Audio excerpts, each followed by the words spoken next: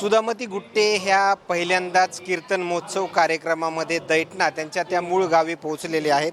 ताई, घरी बऱ्याच महिने तुम्ही घरी बसलेला होतात. आज मूळ दैठणा गावामध्ये पोहोचला आहोत कीर्तन महोत्सवाच्या कार्यक्रमामध्ये. काय प्रतिक्रिया? माझी प्रतिक्रिया की माझ्या गावावर मी पहिलंच प्रेम करते आणि आज माऊंद्याचा कार्यक्रम खूप मोठा होता. त्यांनी 4 धाम केलेले आहेत. वैजनाथराव आणि पर्यागबाई यांचा मुलगा बालादादा मनुष्यने आहेत, तर त्यांनी 4 धाम केले आणि त्यांनी कार्यक्रम ठेवला होता आणि मला आमंत्रित केलेलं होतं त्यांनी. म्हणून त्यांच्या विनंतीला मान देऊन मी आज गावामध्ये हजर राहिली आणि माझ्या गावावर माझं खूप प्रेम असल्यामुळे मी प्रत्येकाच्या कार्यक्रमाला मी हजर राहते. विठ्ठल रुक्मिणीचं दर्शन घेतलं, ग्रामदैवताचं दर्शन घेतलं, काय मागणं मागितलं देवाकडं? देवाला एकच मी मागणं मागितलं की देवा माझ्या गावाला सुखी ठेव. जर कुणाचे हेवे देवे असतील ते मिटून माझा गाव एकत्र करून माझ्या गावाचं नाव व्हावं आणि माझं गाव एकत्र व्हावं सगळं. किती महिन्यानंतर गावामध्ये प्रवेश केला तुम्ही?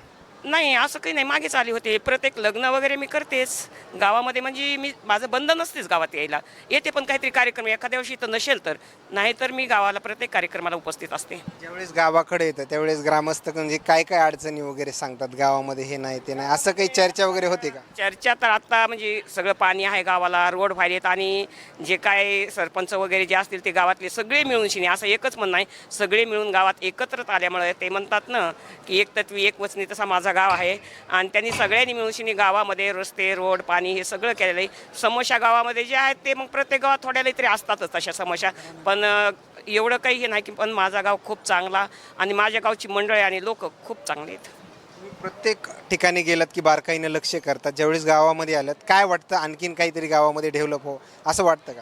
गावामध्ये डेव्हलप काय, आता आमच्या जे शिकायलेली मुलं आहेत त्यांनी नोकरीला जावं आणि गावाचं उंच नाव करावं आणि जे शिकलेली मुलं आहेत ते खाली राहू नयेत आणि त्या मुलांच्या हाताला काम लागून आणखीन आमच्या गावाचं नाव उंच व्हावं आणि आमच्या गावाचं नाव सगळ्या महाराष्ट्रात व्हावं, आपल्या मराठवाड्यात व्हावं, एवढ्या माझ्या इच्छा आहेत सगळ्यांच्या.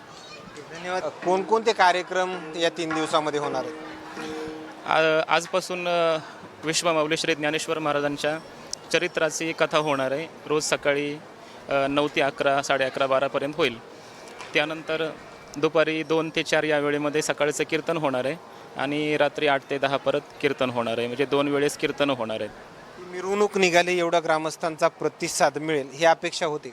आहेच आहे, कारण सगळ्या ग्रामस्थांचं आहे ना आमच्या घराण्यावर खूप प्रेम आहे आणि वैयक्तिक माझ्यावरही खूप प्रेम आहे. गावाने मला खूप सांभाळलेलं आहे, खूप खूप प्रेम दिलेलं आहे. कधीही मी गावचा महाराज आहे म्हणून माझा तिरस्कार किंवा कमी लेखणं असं मला कधीही गावकऱ्यांनी केलं नाही. कधी वाटलं की हा एवढा मोठा 3 दिवसीय कार्यक्रम घ्यावा, अशा मनाच्या भावना वगैरे कधीच?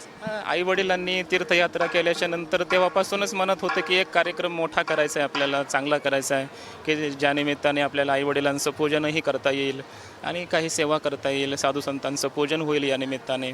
या उद्देशाने मनातच होतं करायचं आहे म्हणून.